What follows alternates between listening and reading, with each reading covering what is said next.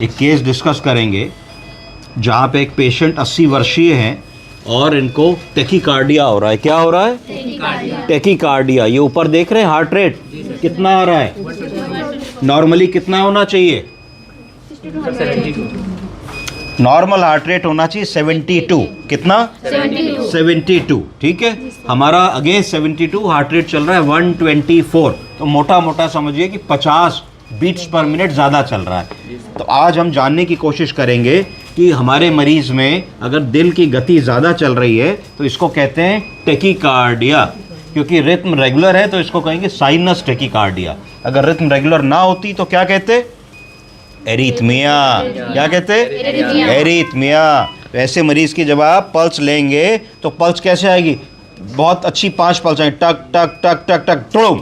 एक पल्स एकदम से भाग गई है, फिर टक टक टक टक दुड़ुम, इस तरीके से चलेगी। ठीक है, इर्रेगुलर पल्स या मिस्ड पल्स नज़र आएगी, पर इस केस में साइनस आ रही है ना। साइनस का मतलब है जो दो ऊपर की नोकें हैं आर वेव, दो आर वेव के बीच का डिस्टेंस अगर सेम होता है तो उसको कहा जाएगा साइनस।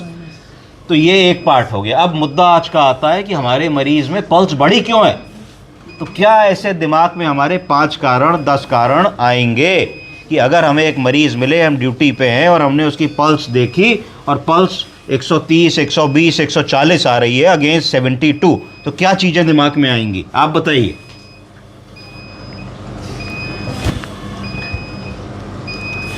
पल्स बढ़ी है, क्या चीज़ दिमाग में आती है? क्यों बढ़ सकती है?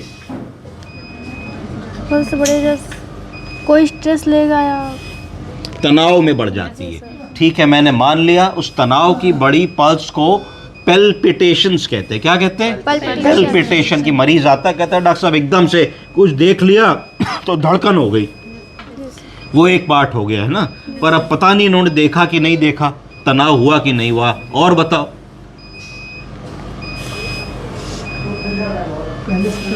ये क्या है? ये पढ़ पाओगी? ये पढ़ो जरा सा, डायग्नोसिस पढ़ो। पढ़ो बेटे, ये डायग्नोसिस पढ़ो। Case of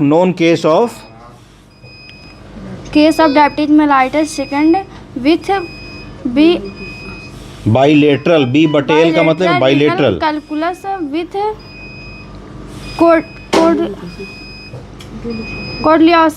कोलिलिथियासिस। कोलिलिथियासिस क्या मतलब है इसका?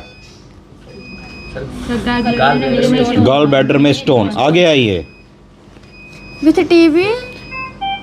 हाँ, और ऑन एटीटी। मतलब इस व्यक्ति को ट्यूबरक्लोसिस है। क्या है? ट्यूबरक्लोसिस। और वो टीबी की दवाओं के ऊपर है, उनको कहा जाता है एटीटी। एटीटी का फुल फॉर्म क्या होता है? Anti tubercular treatment. ठीक, आगे आइए। Presented with drug indicated induced hepatitis. इसका मतलब हुआ कि टीबी की दवाएं जो होती हैं उनका route of elimination through liver होता है। क्या होता है? तो बहुत सारे लोगों में जब हम टीबी का इलाज शुरू करते हैं तो उनको जॉन्डिस होने लगती है। जॉन्डिस के क्या लक्षण होते हैं? आंखें पीली दिखने लगती हैं, पेशाब पीला हो जाता है, भूख कम हो जाती है। तो इन्होंने इसमें लिखा कि मरीज को टीबी है, टीबी के लिए एंटी ट्यूबरकुलर ट्रीटमेंट शुरू किया।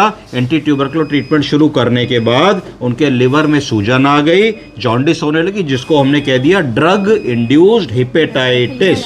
आगे आइए।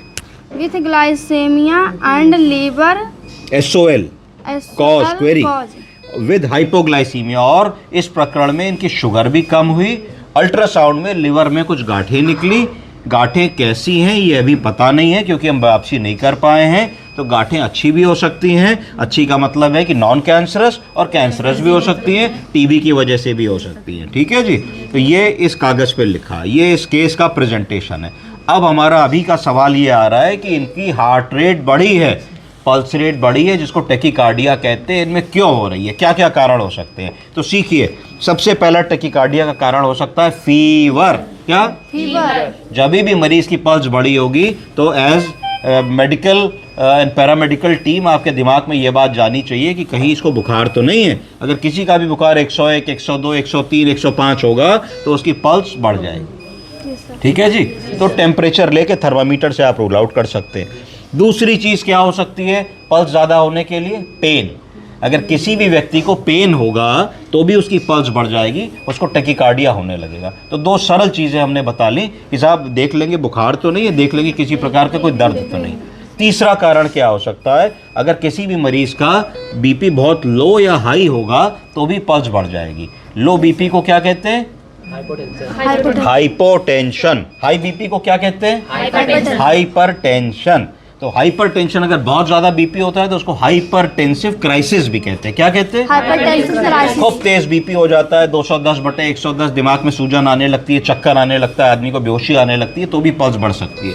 और लो बीपी होगा तो भी हार्ट कोशिश करेगा किसी तरीके से कि लो बीपी में दिमाग तक हम ऑक्सीजन पहुंचाएं। क्या कोशिश करेगा? क्योंकि अगर बीपी लो होता है तो चक्कर क्यों आता है? क्योंकि हम खड़े हैं, बीपी 70 हो गया तो 70 के प्रेशर से जब हार्ट पंप कर रहा है तो ब्रेन तक नहीं पहुंच रहा है, तो हमें चक्कर आने लगता है।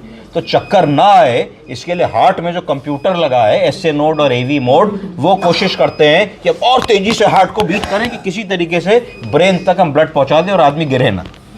बॉडी का अपना इम्यूनिटी और मैकेनिज्म और कंपेंसेटरी मैकेनिज्म है। तो ये चौथा पांचवा हमारा कारण हो गया। छठा कारण क्या हो सकता है? अगर किसी भी आदमी को संक्रमण होगा, क्या होगा? सेप्टिसीमिया होगा, तो भी इन्फेक्शन में पल्स रेट बढ़ जाता है, नाड़ी बढ़ जाती है। ठीक है, तो ये तीसरा कारण हमको समझना है कि तीसरा हमारा ये कारण क्या है। चौथी चीज़ है कि पल्स अगर बढ़ रही है और पल्स इरेगुलर हो रही है तो हमारे दिमाग में आना चाहिए हार्ट की कोई बीमारी तो नहीं है। क्या आना चाहिए? हार्ट की कोई बीमारी तो नहीं है। हार्ट की बीमारी है कि नहीं कैसे पता लगाओगे? ECG करके। तो खटाक से ECG करना चाहिए। ECG में हमको दिख जाता है कि ये पल्स रेगुलर है और रिथम नॉर्मल है, तो इसका मतलब है कि हार्ट की बीमारी नहीं है। सिर्फ जो 4-5-6 कारण हम लोगों ने बताए, इन्हीं में से कोई ना कोई कारण होगा पल्स बढ़ जाने का, और वो हम ठीक कर ले जाएंगे। कैसे ठीक कर ले जाएंगे? बुखार है तो एक पैरासीटामोल की गोली देंगे, बुखार उतरेगा, ख़त्म हो जाएगा। अगर पेन है तो पेन का मैनेजमेंट कर दोगे तो ठीक हो जाएगा। अगर मान लो बीपी लो या हाई है तो मरीज़ आया बीपी 60 सिस्टोलिक है, पल्स 140 है, तड़ से तुमने 2 रिंगर लैक्टेट की बोतल लगाई, जहाँ 1 लीटर फ्लूइड गया, उसका बीपी 90-100 सिस्टोलिक है, पल्स नॉर्मल हो जाएगी। अगर मान लो मरीज़ आया उसको बहुत इन्फेक्शन हो रहा है, तुमने काउंट्स कराए, काउंट्स 40,000 आए, पल्स बढ़ी हुई है 140, तो तुम समझ लोगे कि हाँ भाई ये तो सेप्टिसीमिया के कारण है। देखिए मरीज़ का TLC बढ़ा है, DLC बढ़ा है, प्रोकैल्सिटोनिन बढ़ा है, एक्सरे में इतना बड़ा पैच है, इसलिए इसकी पल्स रेट ज़्यादा है। हम धीरे धीरे इन्फेक्शन को कंट्रोल करेंगे, हमारी पल्स रेट नॉर्मल हो जाएगी।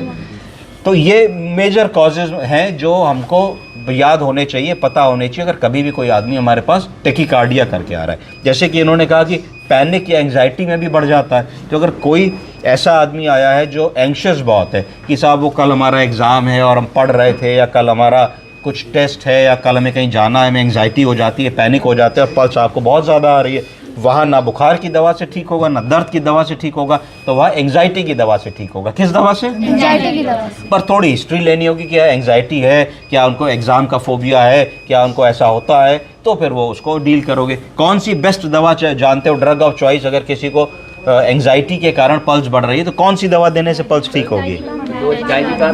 नहीं, ना डायज़ीपाम ना लोराज़ीपाम, इससे पल्स नहीं कम होगी, इससे आदमी की एंग्जाइटी कम होगी, आदमी सो जाएगा। ये बेंजोडाइज़ेपिन ग्रुप की दवाएं हैं। हमको बीटा ब्लॉकर ग्रुप की दवाओं से पल्स कम करनी होती है। प्रोप्रेनोलॉल, बोलिए प्रोप्रेनोलॉल। तो प्रोप्रेनोलॉल को 10 मिलीग्राम से शुरू करेंगे, सेफ ड्रग होती है। जहाँ हमने 10 मिलीग्राम दवा दी, मरीज की तड़ करके पल्स एकदम सेटल हो जाती है, मरीज की एंग्जाइटी खत्म हो जाती है। तो ये कुछ चीज़ें हम लोगों ने आज डिस्कस करी टैकीकार्डिया की। किसकी?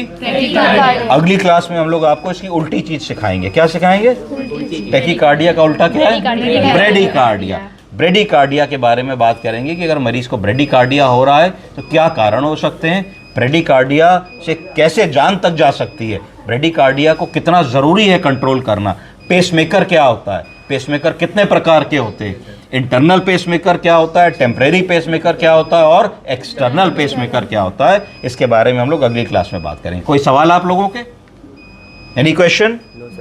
Thank you. सर ECG मतलब बता दीजिए कैसे मतलब चेक करते हैं? ECG जो होता है वो 12 लीड ECG होता है। कैसा लीड? 12 लीड ECG होता है, और उसमें 4 लिम्ब लीड होती हैं और 6 चेस्ट लीड होती है। तो इस ECG में हम लोग हार्ट को देखते हैं हार्ट को 4 तरीके से देखा जा सकता है। कितनी तरीके से? 4 तरीकों से। हार्ट को सामने के तरीके से देखेंगे तो उसको एंटीरियर वॉल कहेंगे। क्या कहेंगे? Anterior wall. साइड से अगर देखेंगे तो उसको लेटरल वॉल कहेंगे। नीचे से हार्ट को देखेंगे तो उसको इंफीरियर वॉल कहेंगे, और पीछे से हार्ट को देखेंगे तो पोस्टीरियर वॉल कहेंगे। तो हमारे हार्ट में 4 प्रकार के अटैक आ सकते हैं। कितने प्रकार के? 4 प्रकार। Anterior wall MI, inferior wall MI, lateral wall MI और पोस्टीरियर वॉल एमआई। तो हार्ट में 4 मेजर धमनियां होती हैं जो खून दे रही होती हैं। तो जो धमनी जिस वॉल को खून दे रही है, जिसमें क्लॉट जाके फंसेगा, उस वॉल को ब्लड जाना बंद हो जाएगा। जैसे उस वॉल को ब्लड जाना बंद हो जाएगा तो हार्ट का वो हिस्सा मरने लगेगा। क्या होने लगेगा? मरने लगेगा। हार्ट की मसल को क्या कहते हैं? मायोकार्डियल मसल या मायोकार्डियम। तो जैसे डेथ ऑफ मायोकार्डियम होगी तो कस के मरीज को एंजाइना होगा, और जब आप ईसीजी करेंगे तो ईसीजी में वो हार्ट की वेव में आपको एसटी चेंजेस मिलेंगे। क्या मिलेंगे? एसटी एलिवेशन हो जाएगा, है ना, टी वेव इन्वर्ट हो जाएगी। तो आप उसकी डायग्नोसिस बनाते हैं। अब किस लीड में कौन सा हार्ट का एंगल दिखता है, क्या दिखता है, उसको हम अगली क्लास में will take it up. Thank you. Thank you sir.